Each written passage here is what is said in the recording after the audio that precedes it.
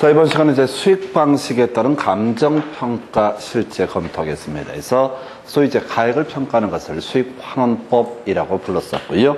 임대를 평가하는 것을 수익 분석법이라고 논의합니다. 그래서 외울 때 환가 분임이라고 해서 수익 환원법은 가액을 평가하기 위한 감정평가 이슈가 되겠고요. 수익 분석법은 임대를 평가하기 위한 감정평가 방법이 되게 됩니다. 그래서 자 먼저 이제 수익환원법의 개념 정의도 출제가 됐었죠. 그래서 그 대상 물건에서 산출하게 될 수익 또는 미래 현금 흐름이라고 하는 것을 현재 값으로 환원 또는 할인해서 대상 물건의 가액을 평가하는 감정평가 방법을 수익환원법이라고 부르게 됩니다. 그래서 자 지금 이제 미래 발생할 순수익, 미래 현금 흐름 1년 후의 1억과 지금의 1억은 달라지죠. 그래서 현재 가치로 환원하게 되는 거. 이 공식이요. 투자론 파트에서 논의할 공식인데 1 플러스 R의 N 승분의 1이라고 하는 것을 활용을 하죠. 요거는 이제 앞에서 공부하실 때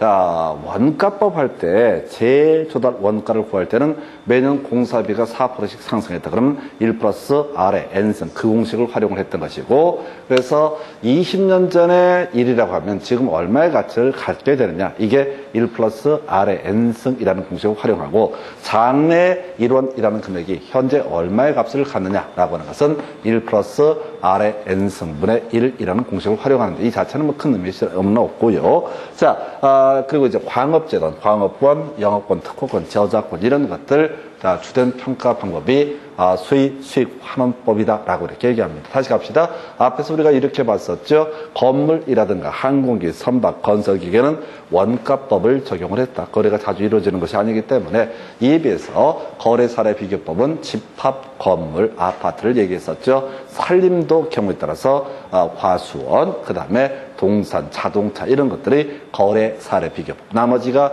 바로 수익 환원법을 통해서 감정평가 주된 방식. 근데 우리 앞에서 그런 얘기 했잖아요. 시선 가액의 조정이라고 해서 이게 이제 딱 한 가지만 쓰는 게 아니라 여러 가지 방식을 어떻다 활용할 수 있다. 그리고 이 공인중개사 시험은 부동산에 관한 영역이다 보니까 이 저작권이나 특허권 이거에 대한 감정평가액을 구하시 이런 문제는 안 나오고, 이 부동산이 수익 환원법에 따랐을 때 얼마의 가치를 갖게 되느냐 이런 식으로 출제가 되게 됩니다.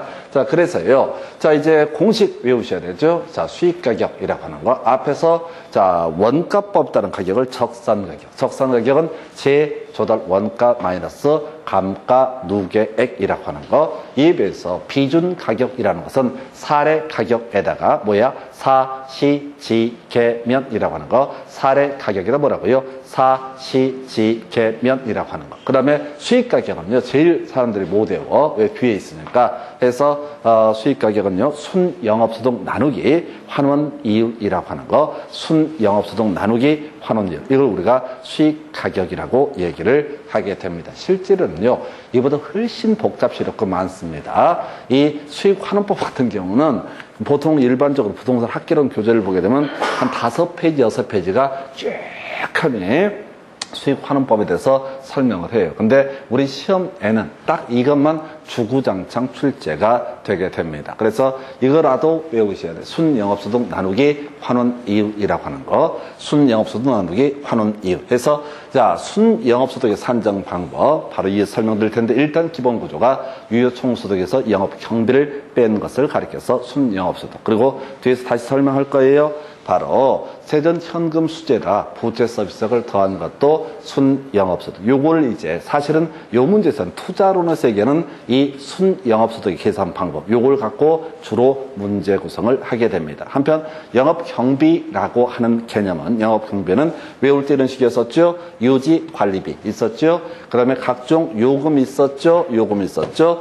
그 다음에 재산세, 유요세라고 하는 것을 뭐라고 합니다? 영업경비라고 부릅니다. 이 부분은 투자론 할 때도 이슈가 되고요. 그 다음에 이 수익환원법 할 때도 결국은 물어볼 게 없거든. 그래서 유요세를 가리켜서 뭐라고 한다? 영업 경비라고 부릅니다. 좀 이따 자세히 설명드릴 거예요. 유효제라고 아예 외우고 들어가셔야 돼. 아예 외우고 들어가셔야 돼.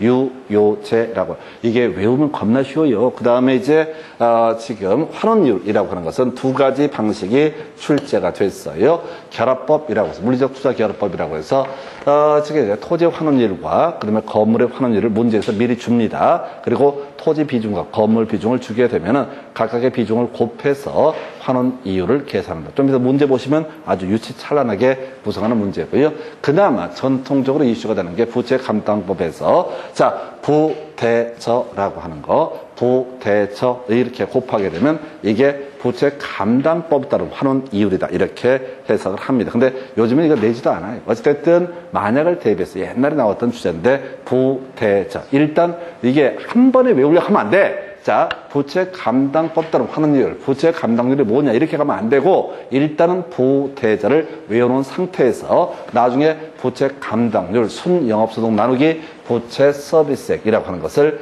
부채 감당률이라는 것으로 나중에 추가적으로 외우셔야 돼. 그래서 요렇게 대부 비율이라고 하는 거, 자 부동산 가격 대비 얼마나 대출을 받았냐라고 하는 거 문제에서 줍니다. 저당 상수, 자 원리금 균등 상환 저당으로 상환을 함에 있어서 매기수 상환을 원리금을 계산하기 위한 것을 이름하여 뭐라 부른다? 저당 상수라고 부르게 된다. 이렇게 뼈대를 잡아요. 그래서 다시 가십시다. 일단 어려운 게 순영업소득 파트. 다시 자세히 설명을 드려야 되는데 유효 총소득에서 뭘 빼야 된다? 유효제. 영업 경비를 뺀 금액을 가리켜서 바로 순영업소득이라고 정의한다. 그 다음에 지금 세전 현금 수제다. 부채 서비스를 더한 금액. 이게 순영업소득 산정 방법. 그러니까 여기서는 사실은 자 뭐죠? 우리가 앞에서 볼 때 자 적산 가격이라는 게 재조달 원가 구하는 거하고요. 감가 누계액을 구하는 거 두 개로 나눠볼 수 있잖아요. 똑같은 구조야.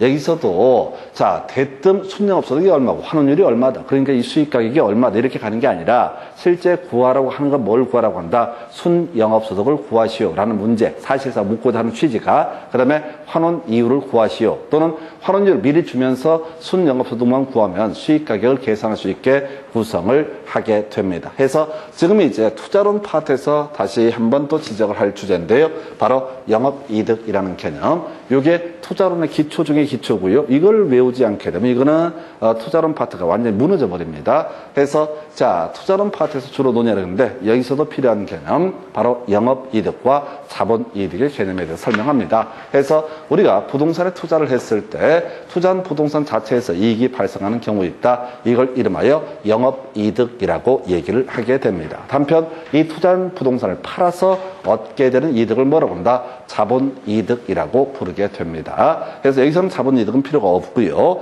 자 그래서 지금 이제 가유순전후라는 개념이 나오게 되죠. 그래서 가능총소득, 유효총소득, 순영업소득, 세전현금수지, 세후현금수지. 자 여기 이제 보는 관점에 따른 소득이에요. 그래서 먼저 가능총소득이라고 하는 것은 이론상 투자를 했을 때 여기서 나올 수 있는 이론상 최대 매출액이라는 개념이 뭐가 된다? 가능총소득이다. 해서 자 임대 단위수에다가 단위당 예상 임대를 곱하게 되면 바로 가능총소득. 해서 어떤 사람이 임대주택 사업에 투자를 하는데 60호이고 연 500만 원의 수입이 잡힌다. 매출액이 잡힌다. 그러면 가능총소득은 3억 이런 식으로 가는 것이 바로 가능총소득이라는 개념이 되게 됩니다. 해서 다시요 통장에 찍힐 수 있는 이론상의 최대 금액을 가리켜서 뭐라고 한다? 가능총소득이라고 하는 거. 자 그러면 가능총소득. 근데 실제로 이론상 금액만큼 다 매출이 발생하지는 않을 겁니다. 바로 공실률 또는 불량부채 충당금이라는 개념이 있게 돼요. 그래서 임차인이 들어오지 않는 상태를 뭐라 부른다? 공실이라고 부르게 될 테고 불량부채 충당금은 임차인이 들어오긴 했는데 세를 내지 않는 경우가 존재할 수 있다라고 하는 거. 그래서 이걸 묶어서 보통 불량부채 충당금은 거의 논의를 안 하는데요. 바로 자 가능총소득에서 들어오지 않은 금액 빼야 되죠. 공실 빼고요. 불량부채 충당금 두 개를 빼게 되고 그리고 예상 외로 잡힌 수입이 있을 수 있다. 그 예상 외로 잡힌 수입이라는 게 뭐라고요? 자 주차장 수입이라든가 자판기 수입 이걸 영업 외 수입 또는 기타 수입이라는 용어를 쓰게 됩니다. 그래서 실제 내 통장에 찍힌 금액을 가리켜서 뭐라 부른다? 유효총소득이라고 얘기하죠. 그래서 이 유효총소득이라고 하는 것은 가능총소득에서 뭘 빼고 공시를 빼고요. 그 다음에 영업외 수입을 더한 값을 가리켜서 유효총소득이라고 정의를 하게 됩니다. 그래서 내 통장에 다 찍힌 금액, 실질적으로 찍힌 금액을 유효총소득. 근데 이 유효총소득이라고 하는 게, 자, 유지가 되려면, 통장에 찍히려면 필수적으로 나가야 될 돈이 있다. 이걸 이름하여 영업경비라고 부르게 됩니다. 이미 힌트를 드렸어요. 유요제라고 해서 유지관리비라고 하는 거 들어갈 테고요. 뭔지 모르겠지만 유지관리비라는 항목을 줍니다. 그리고 나서 각종 요금이 있겠죠. 그리고 자, 수익이 발생을 하든 안 하든 세법에서 공부하게 되는 개념인데 재산세는 무조건 내야 됩니다. 그래서 비과세 대상이 아닌 바에 재산세는 내야 돼요. 그래서 유요제라고 하는 거, 유요제라고 하는 거, 이거 유요제를 빼게 되는 거. 이걸 유효제를 묶어서 영업경비라 불러요. 그래서 통장에 실제 찍힌 금액, 유효총소득에서 영업경비, 필수적으로 나가야 될 돈 빼게 되면 이게 실질적인 수익으로 볼 수 있어요. 바로 이걸 우리가 순영업소득이라고 부르게 됩니다. 자, 한편 순영업소득이 있으면 여기까지는 자, 타인의 부동산을, 자, 내 이 부동산을 투자할 때 모두 내 돈으로 투자를 하든 또는 은행에서 대출을 받든 일단 구조가 똑같아. 그런데 세전 현금 수지라고 하는 것은 뭐가 문제가 되냐면 혹시 이 부동산 사업에 투자를 함에 있어서 내 돈만 가지고 투자하는 경우가 있는데 그렇지 않은 경우 은행에다가 돈을 빌린 경우 은행에다 돈을 갚아야 되거든요. 원금 그리고 이자 경우에 따라서 원리금을 상환을 해야 될 것이다. 그래서 원금과 이자 은행에 갚은 돈을 가리켜서 부채 서비스액 또는 저당 지불액이라는 용어를 쓰게 됩니다. 그래서 이것도 필수적으로 나가야 되잖아. 그래서 부채 서비스액을 빼게 되면 이게 바로 뭐가 된다? 세전 현금 수지. 그래서 만약에 내 자본만으로 부동산 투자가 이루어지게 되면 자, 순영업소득하고 부채 서비스액은 어떻다? 같아지는 모습이 나타날 수도 있다. 타인의 자본을 끌어들이게 되면 은행에 갚을 돈이 있기 때문에 이때 순영업소득과 부채 서비스액은 달라질 수 있다. 그 외 쟁점으로서요. 자, 지금 이제 세전 현금 수지가 계산이 되게 되면 이게 이제 소득세를 내야 되는 경우가 발생한다. 해서 과세 표준의 세율을 곱하는 것이 소득세가 될 텐데 소득세까지 내게 되면 이게 세후 현금 수지라고 얘기한다. 근데 적자를 봐서 소득세를 낼 게 없다라고 하면 세전 현금 수지와 세후 현금 수지는 같아지는 경우도 발생할 수 있다. 해서 제가 뭔 얘기하려고 이게 왔냐면 가유순전후는 나중에 투자론 할 때 그냥 인간된 돌입니다. 이거는 거의 구구단처럼 외우고 들어가야 될 그럴 주제고요. 그리고 이게 생각보다 쉽지가 않습니다. 이건 한 100번 써보셔야 돼. 나머지 우리 앞에서 투자 감정평가론을 해서 적산가격, 재조달 원가 마이너스 감가 누계, 재조달 원가를 계산할 때는 공사비 총액에다가 공사비 변동률 또는 1 플러스 R의 N승이라는 공식을 활용한다.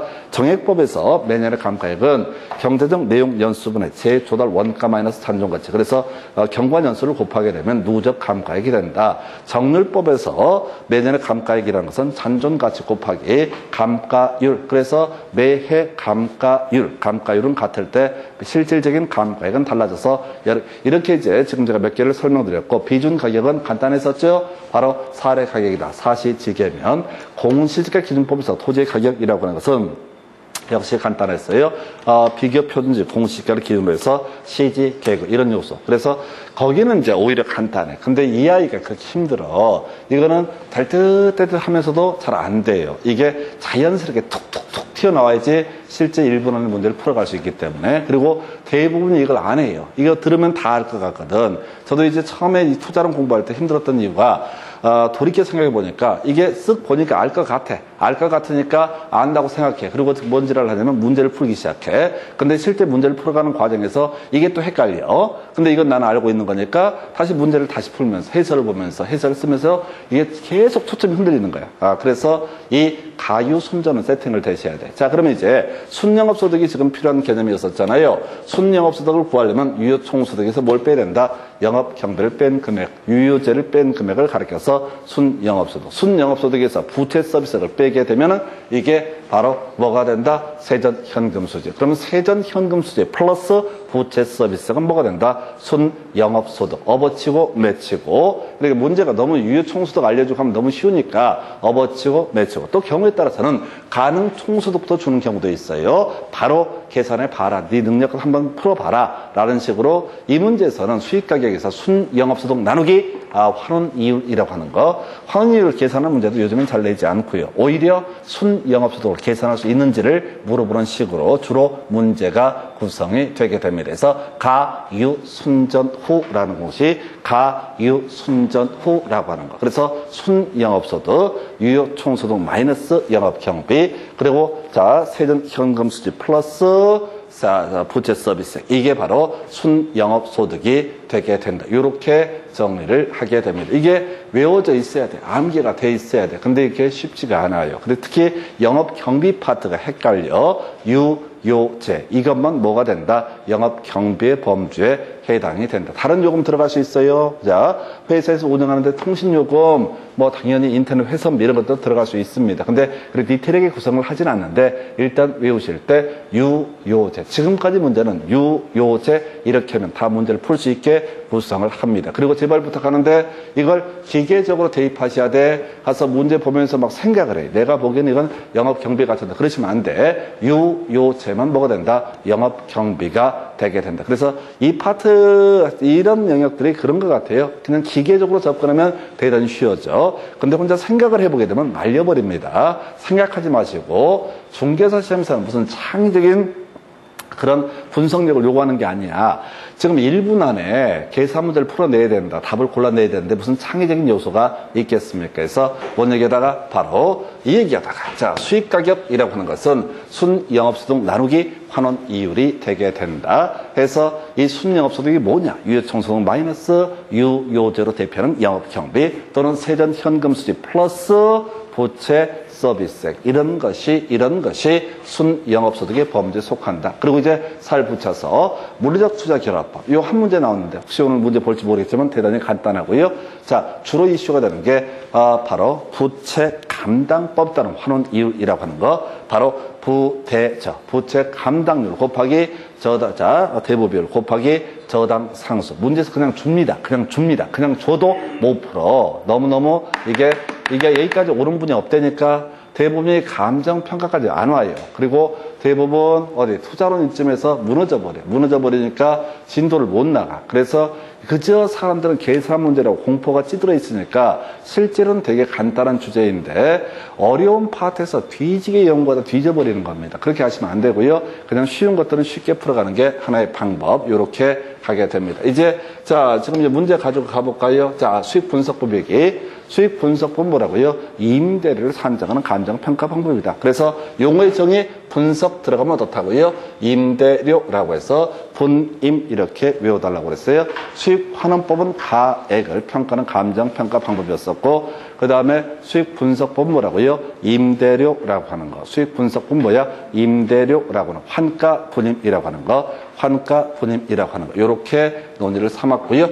자, 그래서 이제 가보겠습니다. 자, 다음과 같이 조건 부동산에서 환원 이율을 구하시오라고 되어 있습니다. 자, 환원 이율 외운 게 두 가지밖에 없었죠. 부대저라고 하는 거. 환원 이율이 뭐라고요? 부대저. 외운 게 하나밖에 없잖아. 부대저. 물리적 투자 결합법은 오늘 문제 있을지 모르겠는데 옛날 문제라서 하여튼 부대저 해서 제일 처음에 나왔던 게 뭐야? 부채 감당률이라고 하는 것이 있게 되겠고 대부 비율이라고 하는 것이 있게 되겠고 저당 상수라고 하는 것이 있게 된다. 해서 자 주어진 데이터부터 먼저 보겠습니다. 대부 비율 얼마? 40% 주어져 있죠?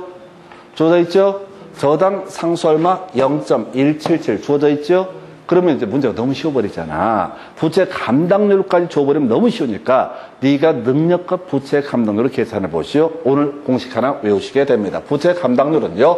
순영업소득, 순영업소득 나누기 뭐가 된다? 부채 서비스액이라고 하는 것을 가리켜서 부채 감당률이라고 부릅니다. 아까 우리가 순영업소득에서 부채 서비스를 빼게 되면 이게 뭐가 되고 세전 현금 수지가 됐던 것이고, 순영업소득에서 부채 감당자, 부채 서비스로 나누어주게 되면 이걸 뭐라고 한다? 부채 감당률. 이것도 나중에 투자론에서 주로 설명드릴 내용이야. 이게 뭐냐면 들어오는 수입, 순영업소득을 통해서 얼마나 빚을 잘 갚을 수 있는가를 검토하는 것. 순영업소득이 1,000만 원인데 부채 서비스 일자 매기수 상환할게 100만 원이다. 그러면 부채 감당률 10이다. 그러면 충분하게 잘 굴러가는 회사다. 이런 의미를 가지고 있습니다. 그래서 외우시는 거야. 자, 부채 감당률 한 번에 오늘 이제 가유순전 외우셔야 되고요. 그리고 하나 더 기억하실 게 부채 감당률이라는 공식을 외우셔야 돼. 이건 나중에 투자로 할 때도 겁나 많이 나오는 주제 중에 하나 해서,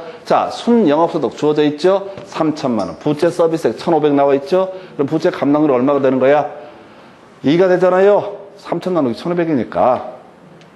아니, 어렵게 안 낸다고. 공식만 알면 3천 나누기 1,500이잖아요. 그럼 2분의 1이잖아. 자, 그러니까 2가 되는 거죠. 2. 그래서 2 곱하기 얼마야? 0.4입니다. 0.4라고요, 40%가. 아까 이게 자꾸 있었잖아. 그게 이제 뭐였지? 그게 갑자기 생각이 안 나네. 뭐 있었죠? 사전 보정치 할 때 정상 가격 대비 80%의 거래가 됐다. 또는 20% 저가의 거래가 됐다. 이렇게 해서 0.8 이렇게 가듯이 20% 저가라는 게 0.8이듯이 여기서는 이제 40% 하게 되면 얼마가 된다? 0.4 이렇게 가게 되는 거. 40%면 얼마? 0.4 이렇게 가는 거고, 그 다음에 뭘 해야 돼? 0.177 곱해주면 된다고. 2 곱하기 0.4 곱하기 0.177. 그럼 0.1416이 나올 거예요. 그래서 퍼센트로 표시하시오 라고 되어 있거든요. 14.16% 이렇게 구성을 합니다. 그래서 뭐 이런 문제만 나와도 거의 수험생 초토화 됩니다. 왜? 여기까지 공부한 사람이 거의 없거든요. 우리가 그 중고등학교 다닐 때 저는 그런 것 같아요. 뭐 나머지 모르겠고 아직도 수학이 생각이 나. 수학이 적분을 한 번도 못 해본 것 같아. 그래서 대학을 많이 다녔어 봐도 시험도 많이 봤는데 이 대학도 가보고 저 대학도 가보고. 근데 항상 시험 공부를 시작할 때 저는 확 게을러가지고 한 4개월 남겨 공부를 시작해. 대입이 딱 정해지면 4개월 정도. 이제 한번 자 대학 한번 들어가 볼까 이렇게 해서, 그러면 이제 하다 보면 꼭 미분 좀 끝내고 나면은 나는 아직 준비가 덜 됐는데 시험을 보라고 그래. 적분 한번 해보고 싶은데. 뭔 얘기냐면 똑같아요. 간평까지 못 와. 간평을 거의 수업을 안 듣고 거의 진도를 못 빼니까 간평은 이런 계산 문제가 나오게 되면 공포가 아주 내재가 되어 있는 거야. 죽는다고 생각하는 거야. 엄두도 안 나고 생각하는 거야. 그래서 이게 공부를 하시는 방법, 합격하시는 방법은 제일 간단해요. 쉬운 걸 잘하는 게 능력이야. 그러려면 어떻게 되면 중간에 멈추셔야 돼. 어려우면 패스하고 넘어가야 돼요. 근데 저도 못했어요, 그거를. 하다가 어려운 부분이 있으면 첫 번째 제일 많이 하는 게 좌절. 나는 안 되나 보다. 대가리 나쁜가 보다. 그 맞아. 대가리 나쁜 게 제일 원인이야. 그럼 이제 그때 대가리를 굴려야 돼. 머리를 써야 돼. 어떻게 패스하고 넘어가셔야 돼. 근데 이게 이제 성질들이 더럽다 보니까 그 어려운 부분을 끝장을 보겠다고 해서 지가 먼저 끝장나는 케이스. 그래서 패스. 이거 되게 간단해. 부대적라고 하는 거. 그래서 오늘 하나 공식이 외웠던 거. 부채 감당률은 순영업소득 나누기, 부채 서비스. 이렇게 해서 자, 이런 문제. 24회 때 나왔던 문제. 나름 어려웠던 문제입니다. 그래서 답은 3번. 그 다음 문제 가서 살펴보겠습니다. 자, 다음과 같은 조건하에서 수익환원법에 따른 대상 부동산의 가치는 스톱. 그럼 먼저 뭘 해야 돼? 공식을 써야 돼. 수익환원법 뭐라고요? 순영업소득 나누기 뭐가 된다? 환원 이율이라고 하는 것으로 공식을 먼저 머릿속에 생각을 해야 돼. 아까 적선 가액하면은 세조돌 원가 마이너스 감가 누객 이렇게 치고 가듯이 여기서도 바로 치고 들어가야 돼. 순영업소득 나누기 환원이율. 자, 순영업소득은 바로 여기 주어져 있네. 이걸 가지고 유효총소득 나누기 바로 영업경비라고 하는 게 뭐가 된다? 순영업소득. 바로는 안 줘요. 한 번은 그래서 계산하는 게 만들어. 그래서 이 금액이 얼마가 됩니까? 3천인가요? 순영업소득이 3천만 원인가요? 3,800에서 800 빼라고 돼 있잖아요. 영업경비라고 주어져 있잖아요. 그래서 다시 순영업소득이라는 게 뭐라고요? 유효총소득 마이너스 영업경비 또는 세전현금수지 플러스 부채 서비스액. 이게 바로 뭐가 된다? 순영업소득. 그럼 이 문제를 나중에 제가 구성할 때는 어떻게 구성을 할 거냐면은 그대로 구성을 해. 뭐라고? 세전현금수지 얼마, 부채 서비스액 얼마 이렇게 딱 던져놓게 되면 똑같은 문제인 거예요. 아, 똑같은 문제라고. 근데 똑같은 문제를 내기 싫으니까 이런 거고. 아까 이제 물리적 투자 결합법 이렇게 되어 있잖아요. 자, 토지의 환원율 얼마? 5% 주어져 있죠? 토지의 환원율 5% 주어져 있죠? 근데 이 물건에서 토지가 차지하는 비중이 얼마다? 0.4 이렇게 가야 돼요. 퍼센트하고 퍼센트를 곱해버리면 개판됩니다. 아니, 대가리가 터져버린다고. 그러니까 이게 계속 우리가 하는 게 뭐냐면 퍼센트가 나오면 한쪽은 뭐로 치환해라. 소수점으로 치환을 해야 된다. 아마 제가 보기에는 중학교나 초등학교 이런 거 다 배웠었을 거예요. 다 잊어버려서 그런 거지. 저 이거 하다가 죽을 뻔했어요. 퍼센트를 곱하니까 퍼센트가 될 수도 아니고. 아니, 전 독학을 했다고 그랬잖아요. 머리 싸매고 막 미쳐버리는 거야. 나중에는 공식은 다 잊어버리고 도대체 퍼센트로 하면 어떻게 할까? 그래서 제가 처음 했던 방법이 100분의 5 곱하기 100분의 40. 이 지랄도 해보고. 5% 곱하기 40%니까. 자, 눈물나게 공부했습니다. 이걸 연구했다니까? 중학교를 좋은 데 나와야 돼. 중학교 좋은 데서 아마 잘 배웠을 텐데, 제가 그때 전학하고 이런 이 와중에 이걸 배웠던 것 같아. 그 학교에서. 아, 진짜? 아, 전학을 안 다녀보셨구나. 제가 딱 한 번 전학 갔는데, 개판돼 버려요. 예를 들어서 그 전 학교에서 진도를 만약에, 지금도 생각나요. 물상이라는 과목을 공부를 하는데, 선생님들 연배가 상당히 되셨다는 얘기입니다. 물상 이런 거 하면은. 그 다음 아이들은, 사탐, 과탐 이런 식으로 공부를 해요. 그래서 전 다 알아요. 왜 하냐면은, 계속 애새끼들을 가르쳤거든. 그래서 그 물상이라는 과목을 공부하는데 제가 전에 다녔던 학교에서는 50페이지까지 진도가 나갔어. 근데 전학을 가보니까 아, 얘들은 90페이지부터 시작을 하는 거야. 그때부터 내 인생이 꼬이기 시작하는 거야. 내가 물상 잘했었는데. 혼자서 40페이지로 독학하다시피 해야 되니까 안 돼요. 그 당시에는. 그러니까 거기가 펑크가 빡 나버려. 그럼 이제 그 과목을 볼 때마다 멘붕이야. 그 중간을 띄어서 넘어가니까. 그래서 전학을 안 갔으면 내 인생이 좀 낫지 않았을까라는 생각을 요즘에도 벌써 한 30몇 년 전인가 40년 전에 했습니다. 하여튼 간에. 아, 그것도 있어요. 걔한테 물린 것도 약간의 이제 문제는 소지는 있는데, 그래서 전학 갔다 와서 시골 가서 걔한테 물린 게, 이게 이제 인생을 겁나 꼬이게 만들었던. 하여튼 그렇다 치고, 지금 이제 이거 갈 때는요, 지금, 자, 이렇게 가야 된다고요. 자, 5% 나와 있죠? 지금 환원 이율이라고 하는 게, 환원 이율이라는 게 들어가야 되잖아요. 그럼 5% 곱하기 얼마? 5% 곱하기 0.4라는 값이 토지 부분이죠. 여기다가 뭘 해야 돼? 건물의 환원율이 얼마? 10% 곱하기 0.6 하면 여기서 6% 나오죠?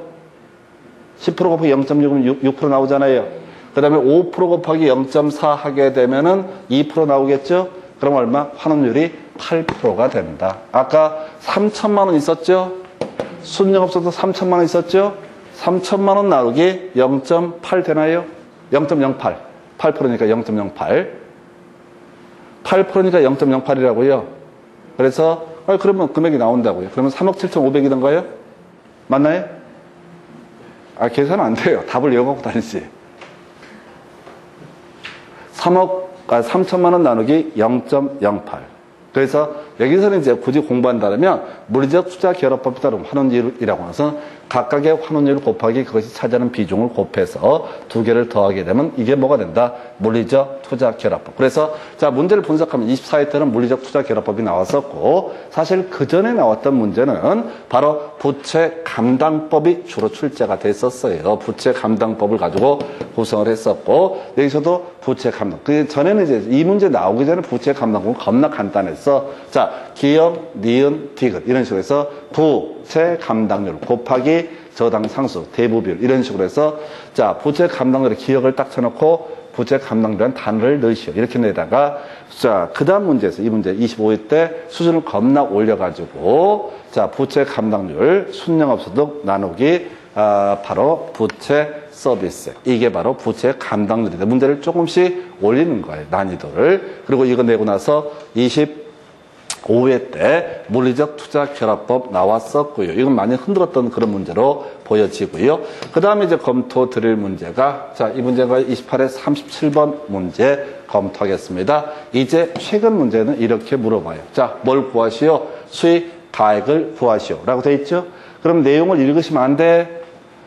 내용을 읽으면 절대 안 된다고요. 수익 가격, 수익 가액을 구하시오. 그럼 뭘 구해야 돼? 순영업소득 나누기 뭐가 된다? 바로 환원 이율이라고 하는 거. 이 공식을 먼저 쓰고 시작해야 돼, 머릿속으로. 그래서 순영업소득을 보려고 환원 이율은 미리 나와 있어요. 5%. 아예 대놓고 나와 있다고요. 왜 기대이율은 왜 써 있는 거야? 웃기려고. 그냥 헷갈리게 겁주려고 써 있는 거예요. 그러니까 이 데이터를 다 쓰는 게 아니라 그냥 자기가 필요한 걸 찾아내야 돼요. 그래서 분모는 뭐가 되겠어요? 0.05로 나눠주면 되겠죠? 순영업소득을 구한 다음에 0.05로 나눠주면 되겠죠? 그럼 이제 순영업소득은 가능총소득도 나와 있네요. 가능총소득 5천만 원입니다. 그래서 공실이 얼마? 5%. 그러면 5천만 원 5%면 얼마죠? 250만 원이죠? 그러면 유효총소득은 얼마? 자, 가능총소득이 지금 5천. 그 다음에 유효총소득 구해봐야 되거든요.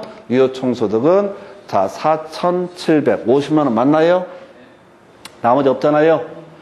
가능총소득에서 공실 빼고 그 다음에 불량부채 충당금 빼고 기타 수입 더하게 되면 영업외 수입을 더하면 이게 유효총소득. 그래서 유효총소득은 얼마? 4,750만 원. 4,750에서 영업경비 빼야 되죠. 유효총소득에서 영업경비를 빼야지 순영업소득이 나온다고요. 영업경비에 포함되는 게 뭐가 있다고 해서 유요제라고 해서 유지관리비 나와 있죠? 나와 있죠? 일단 계산 그 다음은 되고 요금 나와 있나요? 화재, 보험료 나와 있죠? 그죠? 재산세 나와 있나요? 재산세 없죠? 그러면 이때 가능총소득이 3%니까 150만 원이 될 테고 그 다음에 화재 보험료 100만 원. 그래서 지금 이 영업경비라는 게 얼마? 250이라고 하는 게 뭐가 된다? 영업경비가 되게 된다. 그래서 이 문제에서는 순영업소득은 얼마? 4,600이 되는 게 맞나요? 4,500이 된다고요? 250 빼니까 4,500이 뭐가 된다? 바로 순영업소득이 되게 된다. 해서 4,500 나누기 뭘 하면 된다고요? 4,500 나누기 0.05 하게 되면 이게 바로 뭐가 된다? 수익 가격이 되게 된다. 이렇게 가는 거예요. 계산도 하나도 어렵지 않아요. 계산기 활용은 정말 단순해요. 그러니까 이 문제의 논의의 핵심 이슈가 되는 것은 바로 순영업소득을 구할 수가 있는가. 바로 가유순전후. 그리고 이런 식의 문제를 구성을 했으면은 이 문제를 달리 구성하고 싶으면 뭘 하면 돼? 자, 세전 현금 수지하고 부채 서비스를 주면서 한번 구해보시오. 이렇게 또 구성하더라도 전혀 다른 느낌을 줘. 가능총소득 안 알려주고 유효총소득 영업경비도 얘기를 안 하고 뜬금없이 부채 서비스에 세전 현금 수지를 딱 주게 되면 사람들이 움찔하게 되는 거죠. 또는 거꾸로 세후 현금 수지를 먼저 알려줘. 그리고 영업소득세가 얼마다 알려줘. 그리고 부채 서비스를 알려줘. 그러면 거꾸로 올라오게 되면 그게 순영업소득이 된다. 문제 루틴 정해져 있는 거예요. 이 문제는 지금 가유순전후 이 순서에 따라서 순영업소득을 얼마나 구할 수 있는가. 이 중에서 수험생들이 제일 어려워했던 게 뭐냐면 개인 업무비가 여기 영업경비가 아닐까라고 생각을 하는데 그래서 제가 생각하지 말라고 말씀을 드리잖아요. 그냥 공식에 따라서 유요제 이걸 뭐라 부른다? 영업경비. 영업경비라는 의미가 뭐라고요? 필수적으로 무조건 나가야 되는 돈을 가리켜서 뭐라고 한다? 영업경비. 유지관리비는 뭐 청소라든가 이런저런 비용 무조건 나가야 되잖아요. 안 하고 버틸 수는 없잖아요. 아낀다고 되는 문제가 아니라고 청소를 안 할 수는 없으니까 건물 관리할 때. 그 다음에 각종 요금, 전기, 수도 요금 이런 것들 안 내고 버틸 수는 없잖아요. 그래야 장사를 하는데 전기요금을 안 내면 단전되는데 그 다음에 재산세 안 내고 버틸 수 없잖아요. 재산세 안 내면 국가에서 지자체 압류를 하고 공매를 붙여버리지. 그래서 개인 업무비는 자기가 전략할 수도 있고 생각하기 나름이죠. 의미상. 그래서 유지관리비의 개념 자체가 필수적으로 나가야 되는 돈. 이걸 뭐라고 한다? 유지 관리비, 다시 영업 경비, 필수적으로 나가야 될 돈을 뭐라고 부른다? 영업 경비. 영업 경비에는 유효재가 포함된다라고 외우고 들어가셔야 돼. 절대 이해를 해서는 안 돼요. 보기에 따라서 개인 업무비도 있어야지 이게 이제 사람도 만나고 등등 판공비라는 명목으로 이렇게 생각하실 수가 있는데 그걸 물어보는 게 아니라 그냥 이상 기본적인 기초적인 개념을 물어보니까 유효재. 해서 다시 정리하게 되면요. 순영업소득은 아까 4,500만 원이었었고요. 그 다음에 환원이율은 바로 줘버렸잖아요. 환원 이율이라고 공부했는데 이때는 약간 헷갈리게 또 환원율이라는 표현을 써. 그래서 환원율은 얼마? 0.05. 그래서 이게 얼마가 나오죠? 9억이 나오던가? 9억이 나오나요? 4,500 나누기 0.05. 그러면 계산은 간단한 주제예요. 이 정도만 해도 거의 죽어나요, 사람들이. 그래서 이렇게 29회 때 구성이 됐고요. 그 다음 문제 가서 하나 더 보겠습니다. 자, 이 다음에 자료를 활용해서 수익가액은, 되어 있죠? 수익가액은 나왔잖아요. 수익가액 하게 되면 순영업소득 나누기 뭐가 된다? 순영업소득 나누기 환원 이율이라고 외우기로 했다고요. 자, 환원 이율 나와 있나요? 얘는 바로 10% 나와 있네요. 10% 나와 있죠? 그럼 이제 이건 뭐가 돼? 0.1이 되겠죠, 분모는. 그죠? 그럼 이 문제도 본질은 뭐야? 바로 순영업소득 구하시오. 자, 가유순전, 가능총소득 8천만 원입니다. 공실이 얼마? 10%. 그럼 800 빼야 되죠? 800 빼야 되죠? 그럼 이제 유효총소득이 얼마? 7,200이 되게 될 것이고 유지비, 화재, 보험료, 재산세 나와 있죠? 유효재 세팅되는 거죠? 그래서 얼마를 빼야 돼요? 200에 100에 이런 게 힘들어. 자, 뭐 다른 거 잘한 건 아니지만은 700 빼야 되죠? 700 빼게 되면 얼마? 6,500. 6,500 나누기 얼마? 0.1 이렇게 되는 거죠? 그럼 6억 5천이겠죠? 거의 똑같은 문제란 거 느껴지시죠? 앞에 문제는 거의 똑같잖아요. 결국 순영업소득 구하는 방식을 물어보는 문제라고요. 그럼 이 문제가 나왔으면 앞으로 뭘 얘기했어요? 앞에서 나왔던 문제랑 응용 들어가는 거죠. 뭘 가지고? 이 순영업소득을 물어볼 때 뜬금없이 세전현금수지, 영업소득세, 부채 서비스를 딱 던져주는 거야. 그럼 거꾸로 더해가는 거죠. 세후현금수지에다가 영업소득세 더하고 그 다음에 부채 서비스를 더하게 되면은 얘가 뭐가 된다? 순영업소득이 된다. 또는 아까 우리 공부했던 24회, 25회 때 나왔던 문제처럼 24회 문제처럼 부채 감당률 25회 때 나왔었구나. 부채 감당률 이걸 이제 계산을 유도를 하는 거죠. 그러니까 예를 들어서 유효총소득하고 자 영업 경비를 묶어서 하나로 구성을 해서 간단하게 순영업소득을 구할 수 있게 해주고 대신 여기서 순영업소득에다가 갑자기 또 부채 서비스도 알려주는 거야. 그러면 이제 부채 감당률이 나오잖아요. 아까 순영업소득 나누기 부채 서비스액 하면 뭐가 된다? 부채 감당률. 그러니까 문제를 줄 때 아예 대놓고 만약에 이 문제를 달리 구성을 하고 싶다라고 하게 되면 이렇게 아예 줘버릴 수도 있어요. 자, 먼저 지금 이제 순영업소득을 아예 대놓고 줘. 순영업소득을 아예 대놓고 주는 것도 하나의 방법이고 이걸 안 주고 세전현금 수지하고 뭘 줘? 부채 서비스액을 주면서 그럼 이 두 개를 통해서 더하면 뭐가 된다? 순영업소득이 된다라고 계산할 수 있을 테고 그리고 순영업소득이 계산이 되게 되면 순영업소득 나누기 부채 서비스액은 뭐가 되고 부채 감당률이 될 테고 여기다 대부 비율과 저당 상수만 주게 되면은 그냥 이걸 가지고 수익 가격을 구하시오 이렇게 업어치고 맺히고 그냥 문제 만들 게 수백 가지가 나와요 경우의 수가.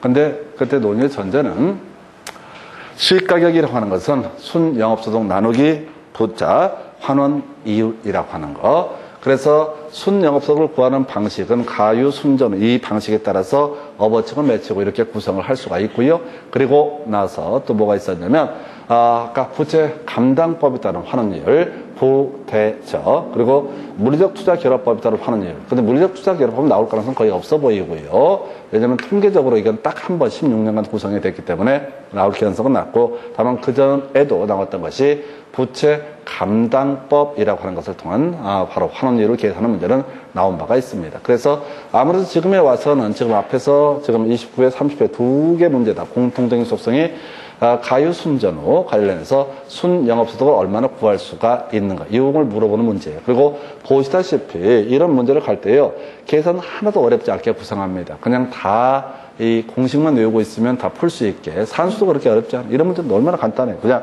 계산기 없어도 바로 아까 6억 5천 나누기 0.1하면 6,500 나누기 0.1하면 바로 6억 5천이 바로 나올 수 있을 만큼 그러니까 산수가 포인트가 되는 게 아니에요. 그 옛날에는 한 10년 정도, 7년 정도 그 전 문제들은 숫자가 되게 복잡해. 무엇이 이렇게 막 뭐라고 소점 3자리, 4자리 나오고 이렇게 구성하다가 요즘 문제는 아주 전반적으로 깔끔하게 구성을 하게 됩니다. 그래서 이렇게 해서 아까 답은 아까 6억 5천 이렇게 보셨고요. 여기까지 문제가 마지막이죠. 그래서 자 이렇게 수익 환원법까지 오늘 보셨고 여기까지만 하겠습니다. 그래서 다음 내일 이제 나머지 민법도 이제 하셔야 되니까 오늘 여기까지 가겠습니다. 수고했습니다.